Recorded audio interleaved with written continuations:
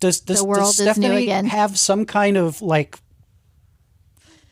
I don't know, blackmail that I she's don't think that's what blackmailing they're Jamie thinking. with? I really don't. So she can just stomp all over him with her naughty mouth.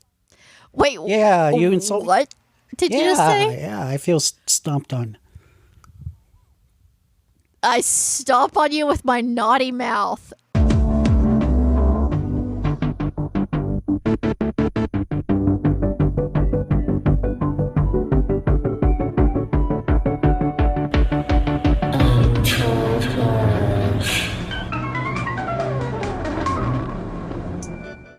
Okay, so we are back. We have just gone off and watched our first film, Butchers, released in 2021. Butchers was directed by Adrian Langley, who co-wrote the film along with Daniel Weisenberger. Langley has directed a ton of stuff, but from what I could tell, most of it is super low budget, and there was nothing in it that I personally recognized. In his filmography, Butchers is sandwiched in between two, of all things, made-for-television Hallmark Christmas movies. Homemade Christmas and Candy Cane Christmas are the two films he did before and after Butchers. It was just very interesting to see those films surrounding a film like Butchers, which, as we're going to talk about, is pretty brutal and nasty. I did discover in my research that it looks like there might be a sequel to this film in post-production, which is called Butchers Book 2 Raghorn. The film on IMDb has a rating of 4.6 out of 10. 10% of the total reviews are 1-star reviews. The bulk of the reviews sort of land in the 4 to 6 star area. Not a lot above that level. The critic consensus seems to be, if you kind of look at, and there's not a whole lot of critic reviews on this one, they seem to be in the 2 to 3 out of 5 star range. It is officially rotten on Rotten Tomatoes. It has a 38%. So that leads us to our first segment, which is where each of us is going to take no more than 60 seconds, and we are going to give you a hot take. So, Jamie, since I picked this film for us to watch, right? I will go first and give my opinion, if that's okay. Okay. And then I will kick it over to you, and you can give your 60-second hot take. Of course. Mine should come right in a minute. I did practice, but we'll see. We'll see how I do. Hold on 1 second. Butchers is tense, gritty, and creepy. Though it has a threadbare, predictable plot, it does feature some pretty solid acting, an effectively despicable villain, gorgeous cinematography, and a nihilistic and nasty tone that fans of these kinds of films should appreciate. You've seen it all before, and it's undoubtedly tropey and cliched, but that doesn't stop it from being decently fun and a highly watchable homage to films like Texas Chainsaw Massacre. I doubt it's going to stay with you long after you watch it, but it's got a nice throwback feel with some good practical effects. If you can enjoy a film like this simply for what it is without expecting much more, it's surprisingly good and one that I would recommend. So if you're a fan of films like Wrong Turn, Texas Chainsaw Massacre, I think that this is one that is worth your time. And that came in at 57 seconds. I pretty much killed it. Could I inherit your 3 seconds? Nope. Those are mine. I chose to not use them. Mm-mm. Oh, this isn't Congress, huh? And now I'm going to reset the clock. Ready, set, go. Well, if you're going to see one of these backwoods horror movies, there are a couple of requirements. Among them, the Cannibal Hick, which we don't have this time, but there's the Dirty Hicks, there's the Dirty Gas Station, there's the usually 4, maybe 5 teenagers or 20-somethings who all hate each other, and they all hate each other in this movie too. That's one thing that would have made me like it more if the kids were a little more likable. Another thing you need is a couple of really spectacular shocks. And this has a few of them. There were at least 2 scenes where I legitimately went, oh my God. It was a pinch rapey. Okay, that is officially a minute. Okay. Well, I said a lot. It's brutal and it has to be brutal. And I liked it. I don't think I'll watch it again, but I liked it. So the first segment is called Oh No They Didn't. And in this segment, I want us to talk about the biggest what the fuck moments of the film. Okay. Pregnant lady stabs her stomach. And she really, and I'm like, oh, wouldn't it be fucking crazy if she stabbed herself? Yeah. But she was calm. She was kind of cool. So I was figuring like, oh, well, she's not going to do it. And then she does. And then she pulls it out and gets it again in the throat. And I was just like, wow. That was like a 2-punch knockout. That really surprised me. When the main girl hands pregnant lady the knife, you didn't see it coming. You didn't know it was going to happen because I saw in her eyes and the second that she got the knife and she kind of looked at it that she was going to do that. I honestly thought that the pregnant girl wanted to get out more than she hated the people she was being held captive by.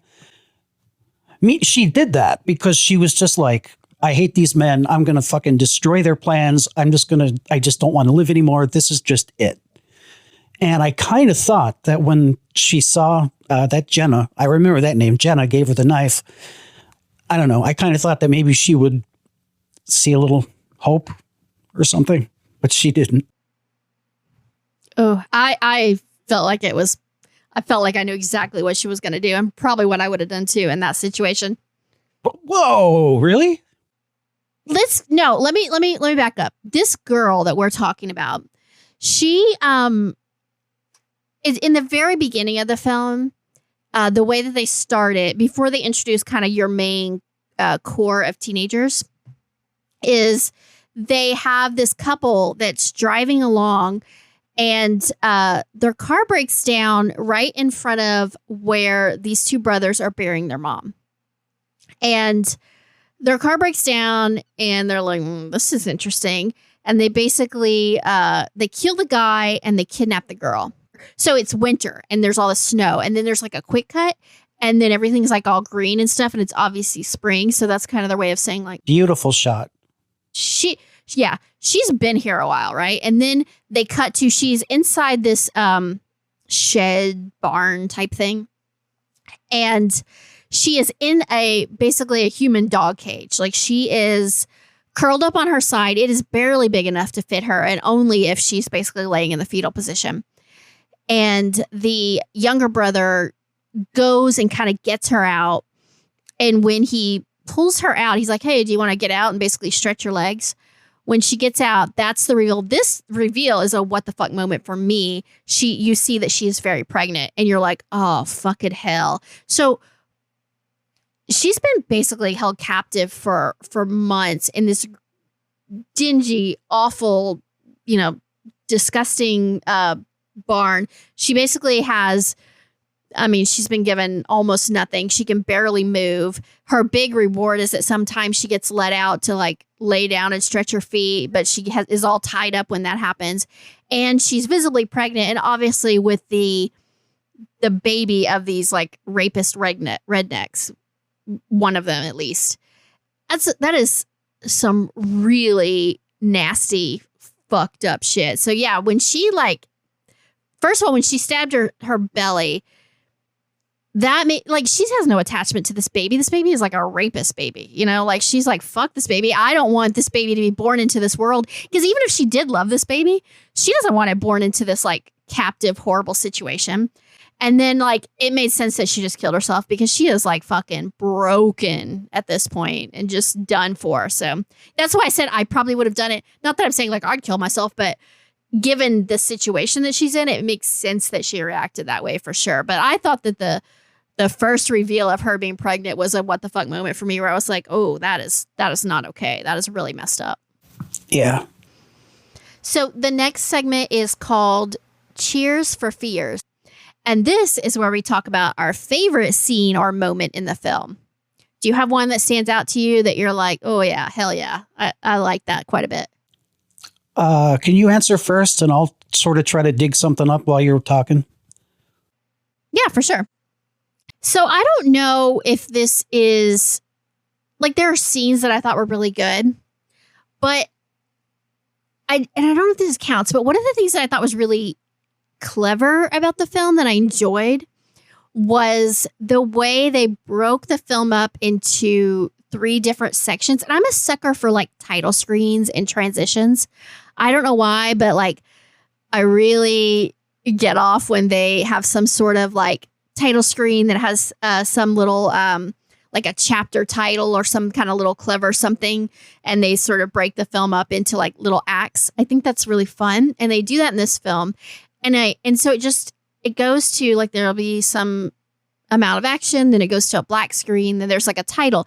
And I loved how they did the title, because so they have 3 different sections, and it starts off, you get one line first, and then you get then the second line kind of fades in. So the first line of the first screen is the beginning, and then there's a little pause, and it fades in of the end. And I was like, ooh, that's kind of nice. And then the second one says the middle, pause, of nowhere. And then the third one says the end, pause, is here. And I thought, like, in a film that's pretty like by the numbers when it comes to these kind of backwoods horror films, I thought that was clever, and I enjoyed that quite a bit. And I thought it just elevated it just a tad and was intriguing to me. So for me, I think that was like a standout moment where I was like, kind of really like this. Did you come up with anything that stood out to you that you really enjoyed? I liked the main bad guy. I don't know if you want to call it liked.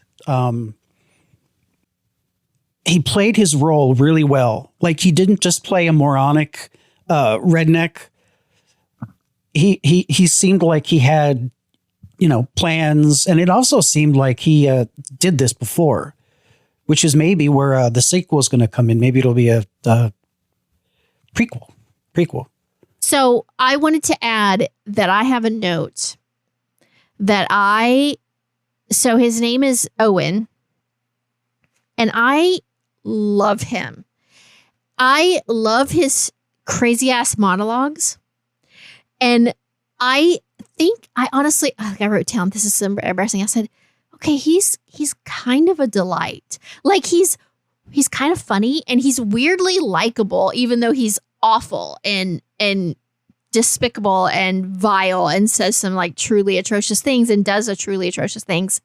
I also find him kind of charming, and that's like fucked up to say, but it's also really fun, because usually in these films, when you're dealing with backwoods rednecks, usually they don't talk at all, or they just like grunt, or they have like, they're not articulate whatsoever. I've never seen one, like, actually, with one exception, and I'll talk about that one at the end, but I've almost never seen where you actually have a really charismatic lead who is really interesting and really fun to watch. And I really think that for me, that would absolutely be a highlight as well, was him. So great answer there. I like how Kyle, was his name Kyle, the cheating boyfriend? Mike is the main cheater boyfriend. I like how he took care of Owen, or Oswald. Okay, the next segment is we've kind of already talked about this a little bit, but the segment is Hero and Zero. And this is where we talk about who we think the best character is and who we think the worst character is. Do you want me to go first on that one, or do you want to go first? I want to go first. Okay. Well, in a movie where Owen is basically the best character, I'm going to sideline that and say I like Mike the most because of how he, although it was a stupid idea, he just sort of, like, she got him out of the trunk, and he saw the keys, and he grabbed the keys, and he grabbed the gun, and he's like, all right, we're not running. I have to go take care of this. And it's just like such a delicious movie decision. Like, in reality, like, they would have left. But I love how he went back and how he didn't think twice about killing Owen. Who's the worst character? Oh, the bald fucker. With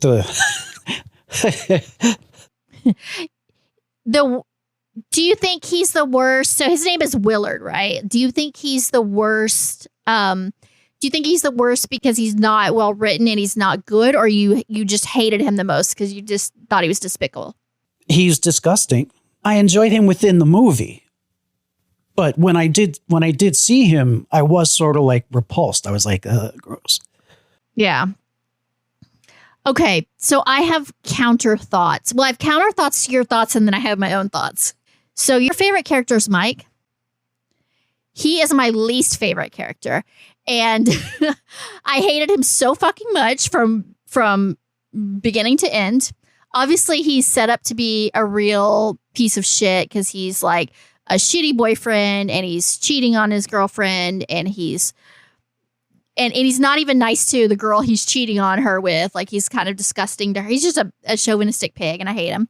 And then I wrote down, it's so funny that you are like, oh yeah, Mike's a hero. Like, I'm so glad that he did this like really like brave, ballsy thing. I was so fucking angry at him for doing that because not only, so I feel like that was just a testosterone fueled, like, I'm going to go be this badass thing that was just stupid. It was the stupidest thing ever because they could have gotten away and they could have been safe. Not only does he risk his own life going back there, and you know what's going to fucking happen to him, right?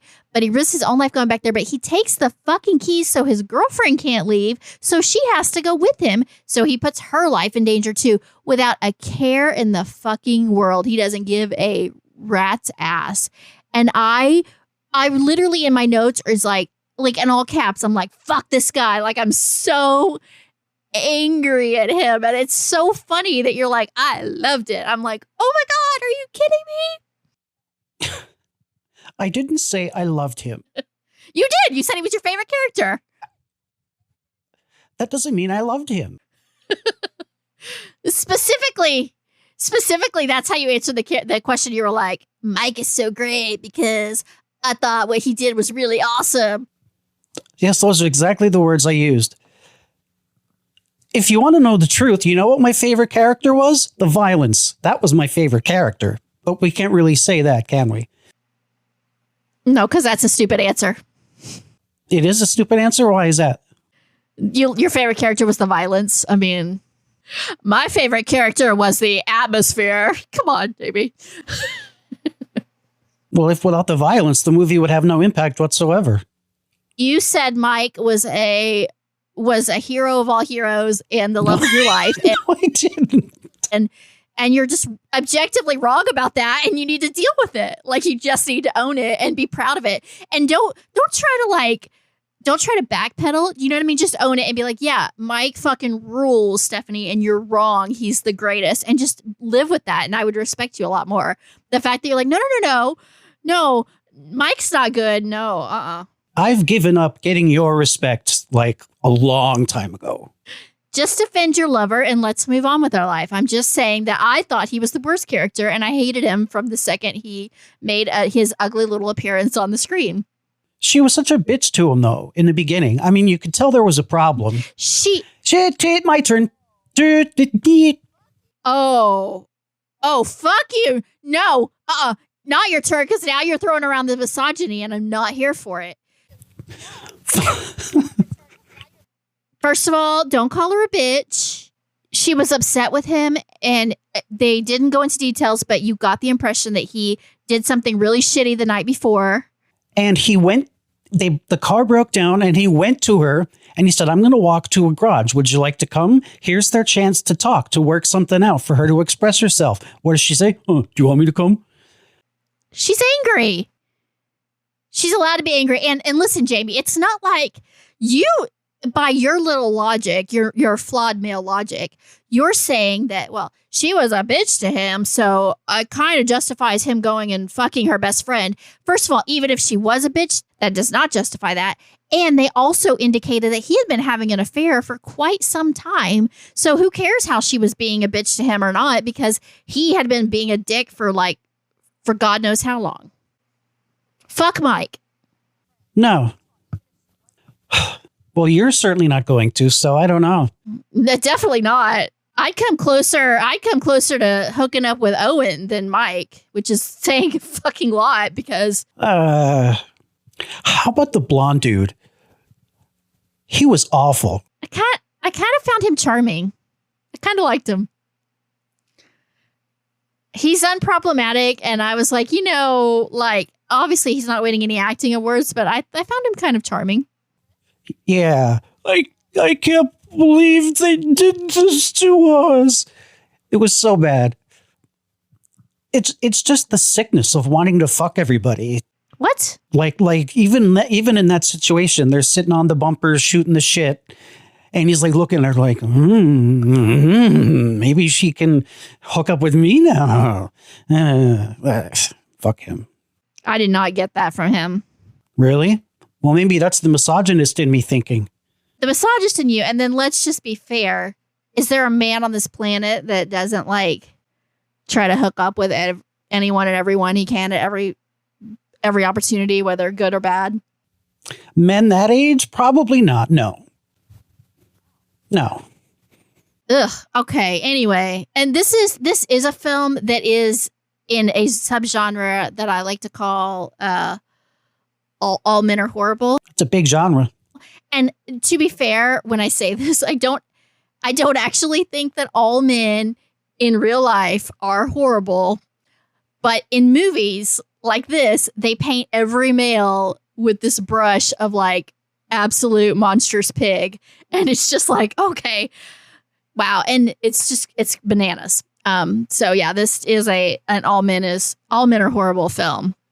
So are you easing up on your accusation that I have romantic feelings for Michael or no, you want to bang Michael so hard. It's upsetting to me. And he's not even hot. He doesn't even have anything going for him. I don't know what your problem is. And these two girls that he's pulling are both quite attractive. So, well, I don't know what they see in him. No, don't well me. Don't you well me. I like the girl in the suspenders more. I like her more. And anyway, it sounds like the whole affair was her idea. The girl's idea? It sounds like the whole affair was her idea. Yeah.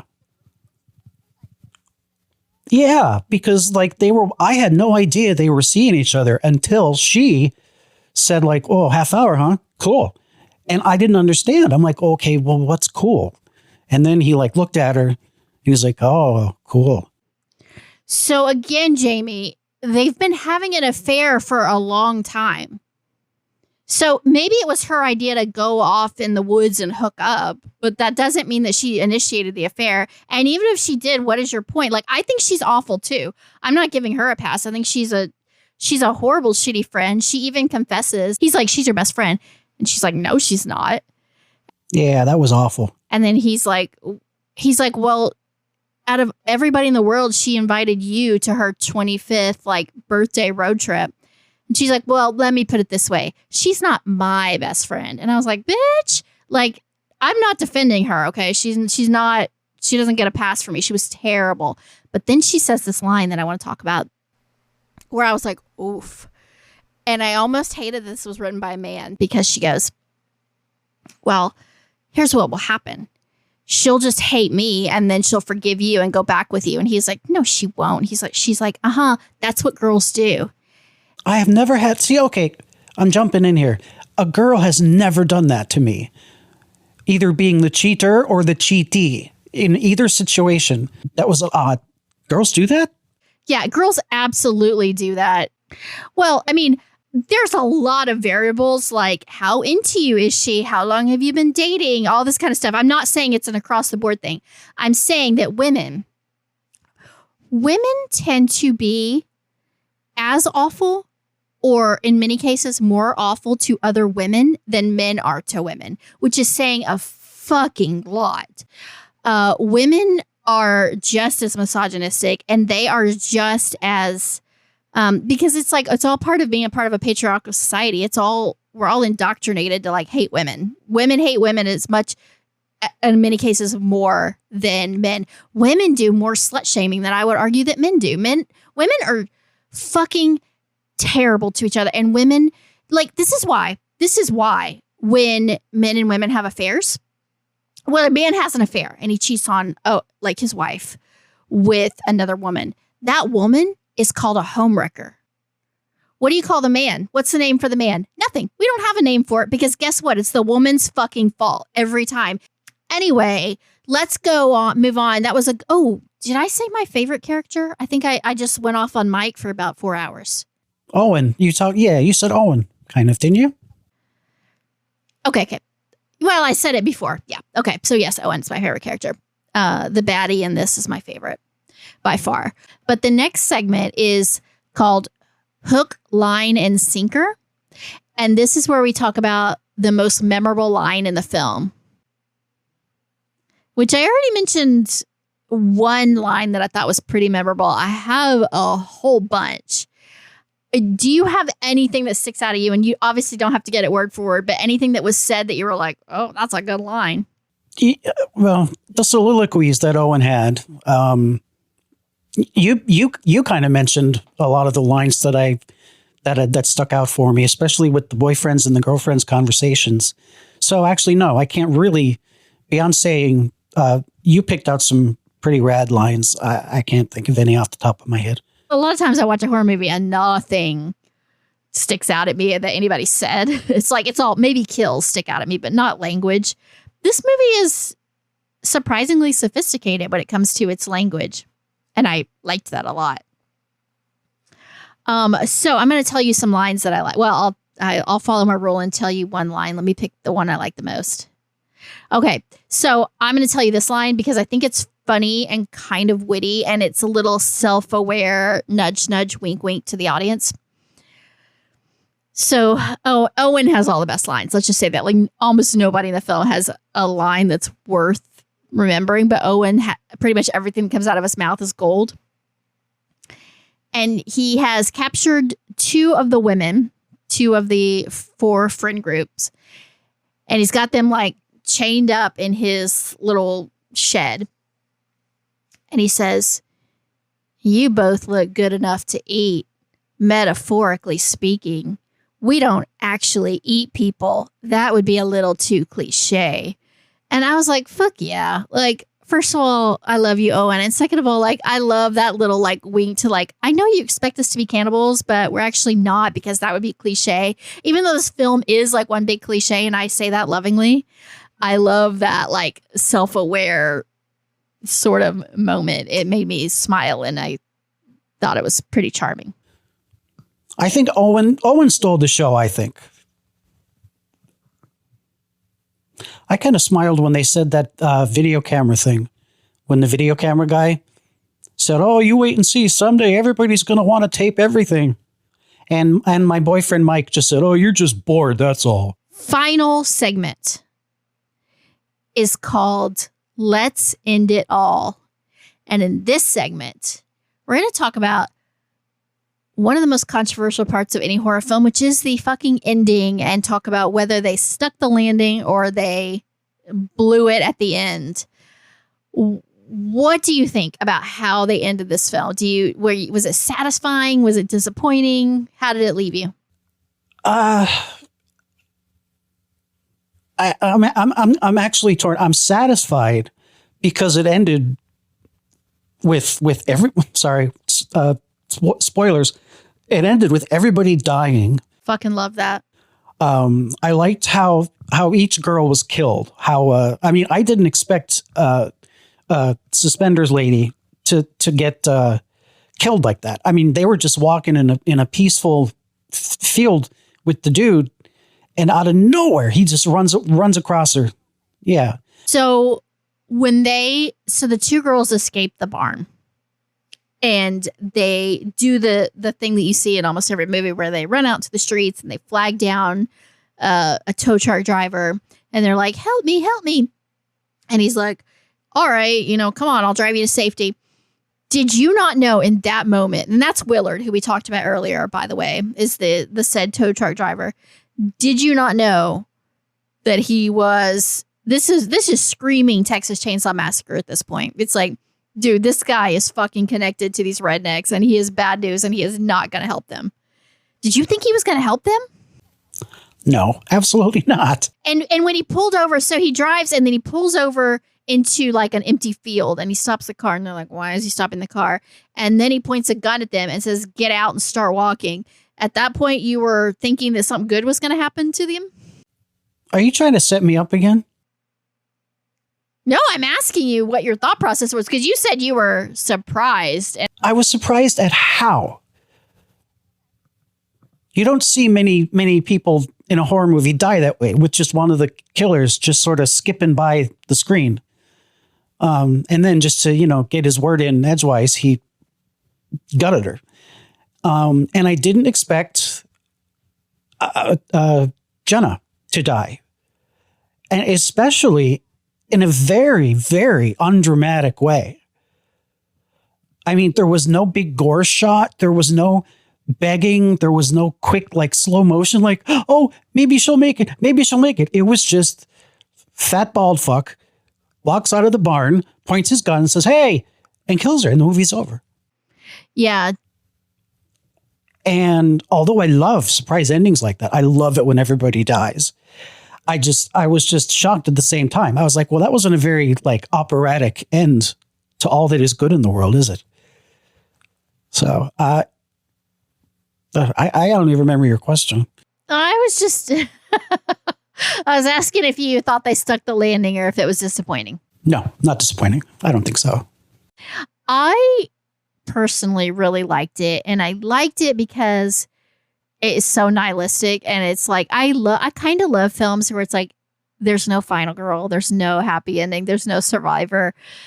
It's just fucking everyone dies. And you really expect Jenna, she's the air quotes final girl, to make it out of there. And like, they just like shoot her in the head. And I don't know. It is kind of like, to your point, anticlimactic, but it's also subversive. And I appreciate things that subvert my expectations. Yeah. Because if you think about it, that sequence, like the order of the shots and everything, that's the kind of death you would expect from like a middle character, or even, like a somebody standing by in the background. Just a quick shot of the bad guy shooting. And then there's like sort of a far away angle of the truck, and the truck just splatters. And I mean, it was very good ending, but it was very strange. It was shot in a very strange way, I thought. Yeah, it's so at the end is when we also get the sort of air quotes reveal that, so the whole time they've been in this barn / shed / outhouse, whatever it is. It's really just like a metal building, right? Like I don't even know what it's used for. There's like nothing in there whatsoever. We'll call it a shed. So whenever they're in this shed, you hear these sort of animal noises. They sound sort of animal-esque. And you hear it kind of at various points, but you never see anything and they never really address it. And then at the very end, one of the brothers, I keep getting him confused, Oswald. So he's the sort of mentally challenged one. He's pissed off and he goes and he basically unlocks this little door, this little like side hidey hole door where this creature is. Okay. Yeah, we didn't get to this yet. And basically says like, sicker, go get her, and outruns this like human, but like sort of mutant inbred creature that I swear looked very much to me like the Toxic Avenger. That's how I would describe how he looked. I was going to say he looks like one of the vampires from Buffy the Vampire Slayer. Because he has kind of a scrunched face. Yeah, I didn't get vampire at all. I got like sort of deformed toxic waste creature. In my notes, every time I was talking about him, I wrote, and then Toxie does this, and then Toxie runs after her. He was very Toxie to me. I thought that was kind of like silly and apparently he's like one of their brothers, but they're like kind of mutant inbred brother that they have to keep chained up. That's probably why they had that woman there, because they're trying to get a family going. Well, the implication is that creature is the one, because this is why I said, well, let's talk about it, because you're like, they're not cannibals. They are killing people, chopping them up, and feeding them to this creature for meat. So the other two brothers, I don't think eat the people, but I do believe Toxie eats people. Well, yeah, he was munching down on somebody. I forget who. Well, he munches down on Jenna after she gets her brains blown out too. He jumps through the window and eats her like a zombie. Basically, is how they kind of present it. Yeah. That I can't get over that ending. That was just such an abrupt ending. But it was a good ending because really, I mean, we're not really looking at common sense here, but if you want to use it within the language of the movie, common sense would say, I mean, there's no way that this girl can survive. There's no way anyone is going to survive this. I don't know. I mean, you have survivors in films that seem like, I mean, you have a survivor in Texas Chainsaw Massacre, and that seemed pretty bleak and fucked up. So I think it's possible to escape and get away. And I think they set the expectation that Jenna was going to get away. Okay, I have a question, Miss Anti-Misogyny. I was thinking about this in the movie. I don't remember the situation exactly, but it was the two girls and one of the guys. And I don't know if he was menacing them or something. And I thought to myself, this is such a common scene in horror movies. The girls are in the corner. Oh, why in real life, like there's two of them and there's one of him, even though if you want to say they're small, they're girls, whatever you want to use as an excuse, two healthy females can overpower a male. Don't you think? Like, why don't they just go after him and fucking tear him to shreds? You know? Am I being ignorant when I ask that? Yeah, I don't think you're being ignorant, but I also think that you're not accounting for how paralyzing fear can be and how terrifying that situation is and how like vulnerable they felt and how intimidating he was. And, you know, it's not like, I mean, he had weapons and stuff that he's like threatening them with. And and he's a big dude. And I think they're pretty, and they've also like been, you know, they've been through it at this point. They're not at full strength whatsoever. They're very like broken down, and who knows how long they've sort of been hanging around in there. So I don't know. I didn't see it as like, well, this seems fucking implausible. Like, go rush him.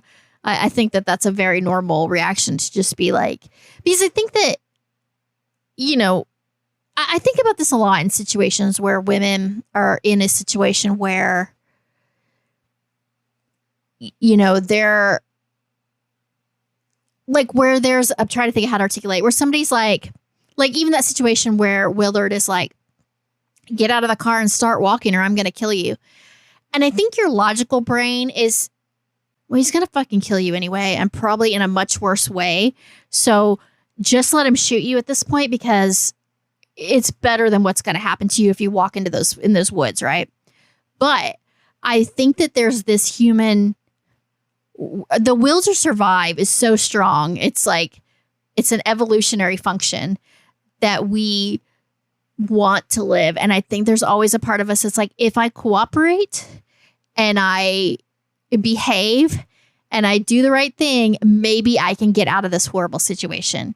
And I do think that's sort of a default way of thinking when you're in a situation like that, even though the likelihood of you making it out of there is very slim. I think in the back of your mind, you're like, but I might. And so I think that's why people, if they're faced with somebody who's like, sit down, shut up, don't make a move if you want to live, I think you tend to listen, even though that person is probably going to kill you anyway and probably going to do a lot worse than that to you. What do you think about some of the characteristics I mentioned at the top of the segment about backwoods horror? Like specifically how I don't know if it's a requirement or if it seems a lot of filmmakers just seem to do it automatically, make a real sexual menace out of the backwoods country boys, you know, because it seems like this one, it had the theme there, but they didn't show anything. But now there's others like, of course, the standards: I Spit on Your Grave, Last House on the Left, and maybe do you think maybe that could be a stereotype that people sort of give, like the classic backwoods redneck? Like, oh, I'm going to make a movie about a backwoods redneck, so he's got to be real horny, and he's got to sleep with oxes, and he's got to be all this kind of sick stuff. I do think there's something to be said. Like, if you're writing a despicable male character, I think it's sort of a knee-jerk reaction to be like, and he's going to be real rapey and real pervy and real gross, because I think that's just a default, like, oh, he's a bad man. Obviously, he is a sexual predator. I think that's I don't think that's specific to genre or specific to this subgenre. I think that's sort of a trope across writing for all like villainous male characters, that like they're not good to women. Do you think backwoods horror movies are class statements? Like somewhere under between the lines, like characters like Owen and Oswald and like them in other movies, like they have an instant dislike for city folk or even suburban folk. And is it like a default that like all the city folk and the suburban folk look at the backwoods guys and think, oh, look at these morons? I think it depends on the film and who's writing it. I mean, there's definitely films that make a socio-political statement in this subgenre, like The Hills Have Eyes. And I don't know if you saw the recent Wrong Turn, the reboot. That one definitely makes an intentional statement about class division and about like us versus them sort of perception. I wouldn't say that like every film, like I think most of these films are not trying to make a statement. I think most of them are, I'm going to use a word that's going to sound real negative, and I don't necessarily mean it that way, but just derivative, in the same way that like most slashers of the 80s were derivative, right? And that doesn't mean they weren't good or they weren't fun, but they were all just trying to be Halloween. They were all like, let's do this formula because we know it works and we know people think it's fun. We don't want to do anything other than, make money and, make a fun film.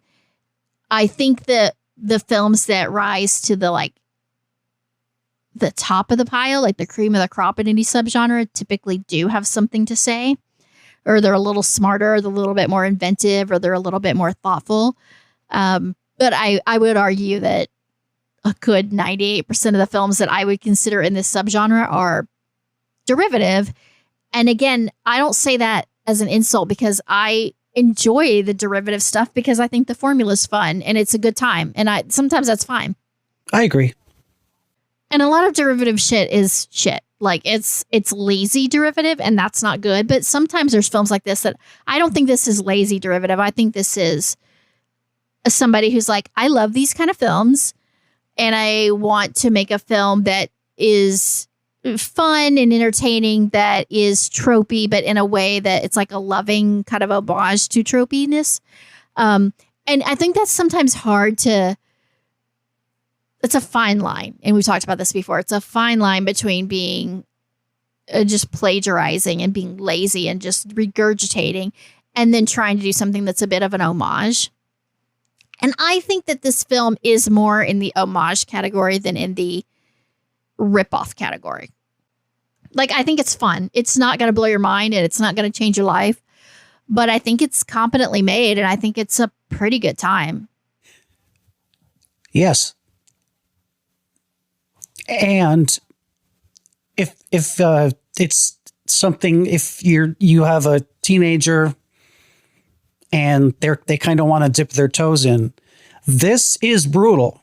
However, it's not too deviant sexually, so you can probably like have a teenager watch it, like if they're curious about horror. So this will be something real meaty that you can give them and like, all right, you think you can handle horror? Watch this. So what do you call them? Gateway movies. I would call this a good gateway movie.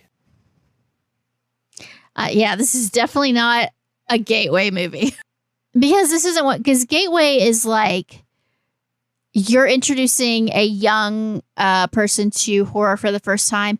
Gateway films are like Monster Squad and The Gate and Five Nights at Freddy's, I think, is a good gateway horror film where it's like it's an introduction to horror, but it is not going to fuck you up. It's not going to give you nightmares. It's not terribly scary, but it's enough to give you the like bug of like, I might kind of like horror. This is for a horror fan. Like, this isn't gateway. This is like, you gotta like fucked up horror and nasty shit and brutal shit. This is for an advanced horror film. I don't think this is any kind of gateway bullshit. In fact, I would only recommend this to somebody who I knew like was a connoisseur of horror. Somebody who I knew like had seen some shit. Like, you have to have at least like, you should have seen Texas Chainsaw Massacre before you watch this. You should have seen Wrong Turn. You should have seen The Hills Have Eyes. Like, you should have seen some of the staples. And you should know, like, hey, I kind of like those films. I'm into it. And then if you had and you're like, yep, I'd be like, okay, watch this one. This one also reminded me, I did write a note, and this is pretty high praise for me. But this one reminded me of Wolf Creek a bit. I own Wolf Creek. So I love Wolf Creek, but I find it one of the bleakest, cruelest, nastiest films I've ever seen. And I mean that all very lovingly. And this one doesn't rise to that level by any means, but it's got a touch of that like real nasty ferocity that I appreciate. And I think it is, if you liked Wolf Creek, I think that it's not, like I said, it's not on the same level, but it's in the vicinity. Yeah. Wolf Creek is an interesting anomaly because the killer, I forget his name, John something or other, is a legitimately likable, charismatic guy.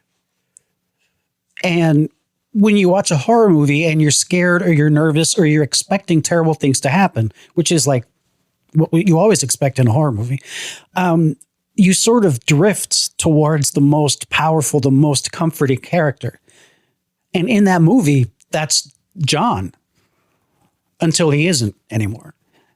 But it's very jarring to have him go from nice, funny guy at the camp out to just horrible.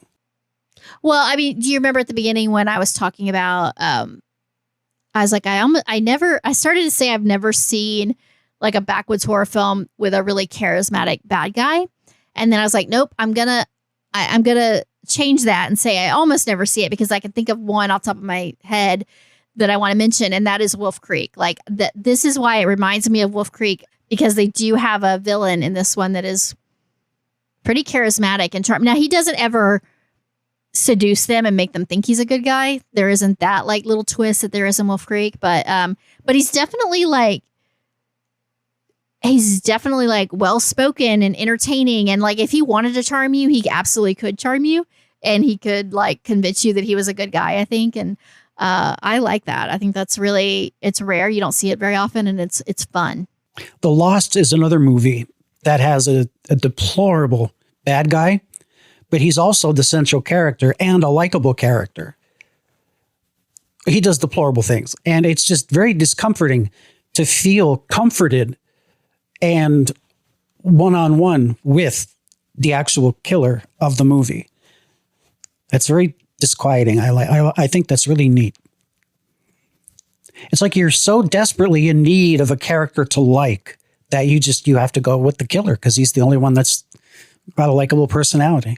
That's why so many horror movies, although I love Jason and Freddy and Michael and all that stuff, but they inject like 95% of their creative energy into these killers. And then the people they kill, they're just like stock characters. That's always been a big flaw that I've seen in horror movies. I want to care about the 4 people that were destroyed in Butchers. See, I am the opposite. And I know this is a really kind of a weird take. I don't want to care about them because it makes me feel bad. And I don't really like to watch horror to feel bad.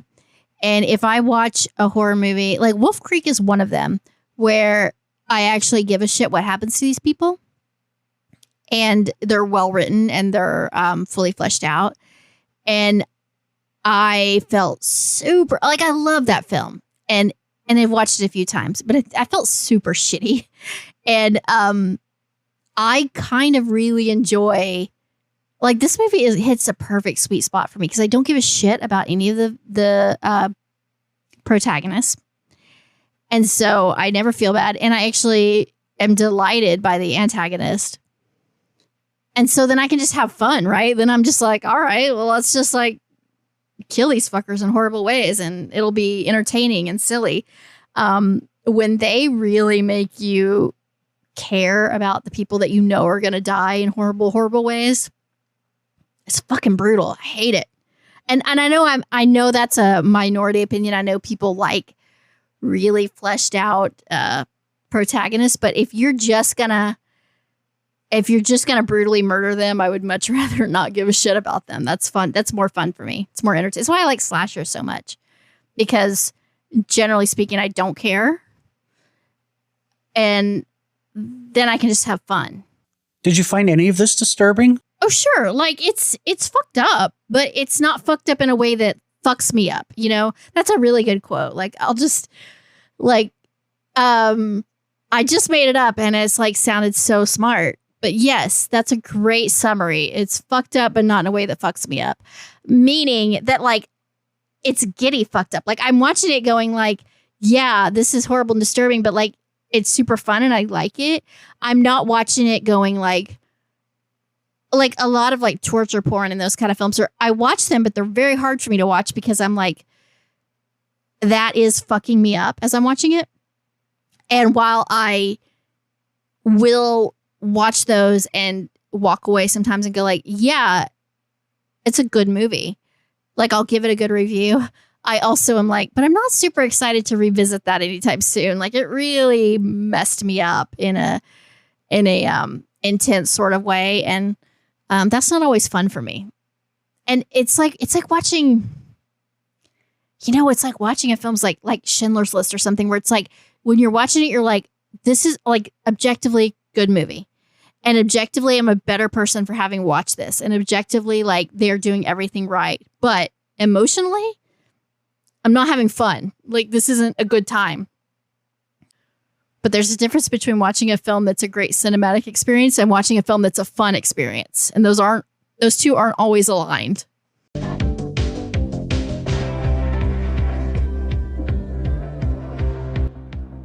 We are entering the final thoughts segment of our show where we wrap up and we just say, is there anything that we haven't already talked about that you want to make sure to say before we close the chapter on this film? I don't know. I think I kind of covered everything I wanted to say. Okay. I had only one more thing that I think is worth saying. I thought this scene where they're torturing Mike, where Owen is torturing Mike, and he says, and he's basically like, choose which one. Like he's asking him to choose. I think he's asking him to choose which girl he's going to kill, and it's the two girls that he's like, fucking around with, and he's like just toying with him. He's like, Jenna or Taylor. I mean, Taylor's really cute and fun, but Jenna, she's kind of spunky. I sort of like her. And he's like, and it's a fun little scene and interaction, and it's super fucked up. And it reminds me of Saw 3D when they have that opening trap where it's that girl. You've seen it, right? No. Where the girl's suspended above the saw. You haven't seen it? No. Oh, God. You could still describe it. I have an imagination. You can describe it for me. It's basically a love triangle scene where there's two guys that the girl's fucking, and they have to decide whether to let her die or to kill the other guy. So it is a lot of like what we've talked about of like, who are you blaming for, the cheating? Are you blaming the girl and do you think she deserves to die? Are you blaming the other guy and you're like, fuck him, I'm going to kill him so I can have the girl to myself? It's a really great opening scene, and it's like one of my favorites, and it just reminded me of that a little bit, and I think that's really fun. I watched the first three Saws, and I loved them all. I thought the brain surgery scene in Saw 3 was just unbelievable. But after that, it got too plot heavy. Well, I know you're groaning. Oh, don't you think it sort of got convoluted with like this corrupt cop and that corrupt cop and this guy and that guy, and he's really an assistant of Jigsaw's, and he wasn't an assistant of Jigsaw's. He was a spy for the cops. It just got too convoluted with characters. Here's the thing about me.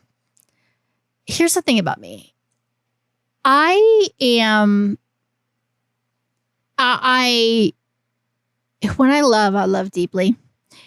And now when I hate deeply as well. So that's the counter argument. You know that, JB, a little too well. But when I love something, it's very pure and it's very unshakable. And it's like Halloween. Halloween is my favorite franchise. Now, if you were going to put me to a lie detector test and make me tell you the absolute truth about whether every film in the Halloween franchise is flawless, I would absolutely have to say no, that it goes off the fucking rails, and some of the films are, just objectively like awful. However, I will watch every fucking Halloween film that gets released till the end of time. I have seen every film in the franchise multiple times. I love the shit out of every film, good or bad, because I'm a loyalist and I feel that way about Saw. It's like, yes, sure. If I'm being a critic, if I'm putting my critic hat on, I'm going to say, yeah, after about the third one, it starts to go off the rails and they lose their way and it gets convoluted and it gets a little bit too CSI heavy and it loses some of its charm. But I still love the ever-loving shit out of that franchise. And I think there's good stuff in every one of them. Now, are they all perfect? Definitely not. But I think it's so fucking fun. And also, I just want to say, if you did not like anything after 3, you should definitely watch Saw X, because holy fucking shit, did they nail the return to glory with that film. And they went right back to the formula and they said, okay, what worked about the first couple of Saws? Like, what made it so great? They went back to that, and it's pitch perfect and really spectacular. So for people like you, Jamie, who jumped ship after the first few, watch Saw X, because it's great. But I stayed through till the end, and I will continue to watch every single one they release. But with that said, I think we have butchered this film enough. And we are ready to embark on our second adventure, which is your pick. So, do you want to remind us what you picked? Okay, my pick. You don't remember, I bet. No, I remember. You don't remember. You're so full of shit. You have 5 seconds. 1, 2, 3, 4, 5. You don't fucking know what movie you picked. No, I don't.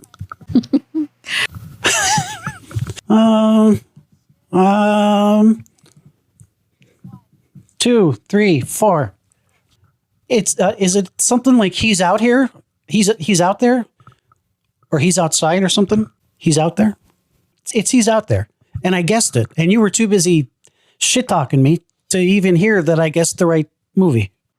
Well, you should be guessing it. You should just know it, right? It's not a guessing game. We're not playing a game here. You're just telling me what you picked. Anyway. Our next film is He's Out There. Which I know absolutely nothing about. And it's probably terrible. And I think we should play a game and whoever picks the best movie gets some sort of prize that the other person has to provide.